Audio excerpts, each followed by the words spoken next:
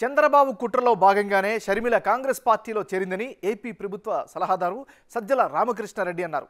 షర్మిలతో వైసీపీకి నష్టమేం లేదని, ఏపీలో ఎక్కడి నుంచైనా షర్మిల పోటీ చేయొచ్చని సజ్జల వెల్లడించారు. అలాగే కాంగ్రెస్ పార్టీకి ఆంధ్రప్రదేశ్లో భవిష్యత్తు లేదని చెప్పారు. అలాంటి పార్టీని పట్టించుకోబోమని చెప్పారు ఆయన.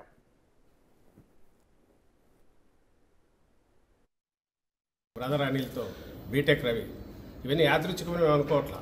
ఎందుకంటే ఇదే బ్రదర్ అనిల్ను ఇంతకుముందు ఎంత దుమ్మెత్తిపోసేవాళ్ళో అందరూ తెలుసు. క్రిస్టియన్ ఓట్ల కోసం గాలం వేస్తున్నారని, బ్రదర్ అనిల్ వస్తున్నారని ఆయన ఒక దీని కింద చూపేవారు.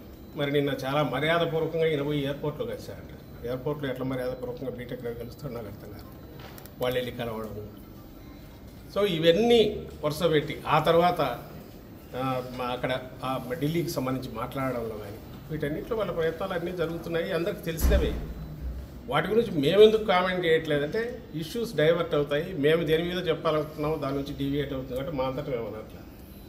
But at the same time సొంతంగా పార్టీ పెట్టుకోవడానికి కానీ లేదా ఇంకో పార్టీలో చేరడానికి కానీ ఒక్కసారి ఆమె రాజకీయ ప్రస్థానం మొదలయ్యాక, ఒకసారి వచ్చిన తర్వాత ఇక్కడికి వచ్చాక కాంగ్రెస్ పార్టీ నాయకులుగానే ఉంటారు, నాయకురాలుగా ఉంటారు.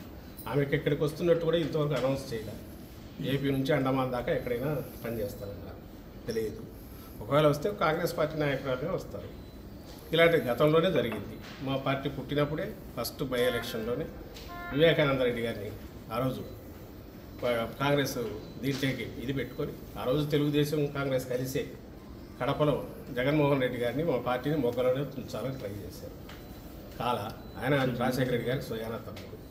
సో మరి ఆ రోజు అదే కాంగ్రెస్ పార్టీ నుంచి ఆయన ఉన్నాడు, తర్వాత మంత్రిగా కూడా ఉన్నాడు.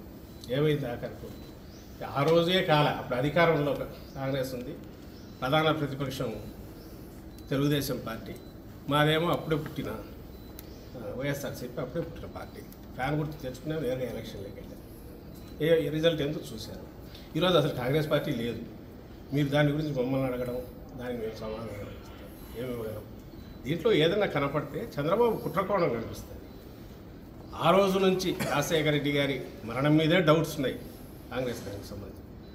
దాని తర్వాత వచ్చిన పరిణామాలలో జగన్మోహన్ రెడ్డి గారి మీద పెట్టిన తప్పుడు కేసుల్లో కానీ ఇటు టీడీపీ కాంగ్రెస్ కలిసే చేసాయి. అక్కడి నుంచి ఆ జర్నీలో కాంగ్రెస్తో ఇప్పుడు ఈయన తెరవనుకో ఏదో ఒక రకంగా అయితే కాంటాక్ట్లో ఉంటున్నాడు. ఇప్పుడు కొత్తగా దానికి మళ్ళీ ఇంత జీవం పోసి జగన్మోహన్ రెడ్డి గారి దుమ్ము ఎత్తిపోయించడం ఎట్లా, లేదా ఏదైనా ఓటు ఏదైనా ఉంటే కొంచెం లాగ్గలమా అనే దింపుడు కళ్ళ ఆశతో ఈరోజు ఈ ప్రయత్నాలు చేస్తున్నారు. అంటే కాంగ్రెస్ షర్మిల కాంగ్రెస్లో చేరడం వెనుక టీడీపీ చంద్రబాబు హస్తం ఉందనా? ఖచ్చితంగా మొత్తం దాన్ని ఫెసిలిటేట్ చేసే దానితో అది ఏ రకంగా డైరెక్ట్ వచ్చిందో కానీ మొత్తం మీద వచ్చి ఇది ఇట్లా జరిగితే ఆయన తనకేం కావాలనేది అందరి ద్వారా చేయించడానికి చేసే ప్రయత్నాల్లో అందులో తాజాగా ఇది కొత్తది ఇప్పుడు జరిగింది. కాంగ్రెస్లో షర్మిలమ్మ గారి ప్రవేశం కానీ ఇప్పుడు జరగబోయే డ్రామా కూడా. ఆయనకు కావాల్సింది ఏంటి, స్టేట్ డెవలప్మెంట్ కానీ స్టేట్లో జరుగుతున్న పరిణామాలు కానీ 14-19 మధ్య ఏం జరిగింది, ఇప్పుడు జరుగుతున్న అభివృద్ధి కార్యక్రమాలు, సంక్షేమ కార్యక్రమాల మీద కానీ చర్చ జరగకూడదు. ఆ పేరు మీద ఆ అజెండాతో జనంలోకి వెళితే ఆయనకు మైనస్ మార్కులే వస్తాయి. ఎందుకంటే జగన్మోహన్ రెడ్డి గారు మేనిఫెస్టోలో చెప్పినవన్నీ చెప్పనివి కూడా పాజిటివ్ చాలా అమలు చేశారు, ప్రూవ్ చేసుకున్నారు. ప్రజల బ్లెస్సింగ్స్ ఉన్నప్పుడు ఇష్యూస్ డైవర్ట్ చేయాలంటే ఆయనకి ఇప్పుడు సంచలనాత్మకమైనవి, సంబంధం లేనివి, ప్రజలకు సంబంధం లేనివి ఎప్పటికప్పుడు ఏదో ఒకటి ఉండాలి. అవి అందులో క్రియేట్ చేయడంలో భాగంగానే ఇవన్నీ చేస్తూ వచ్చాడు. ఇప్పుడు అందులో తాజాగా ఏం జరిగింది.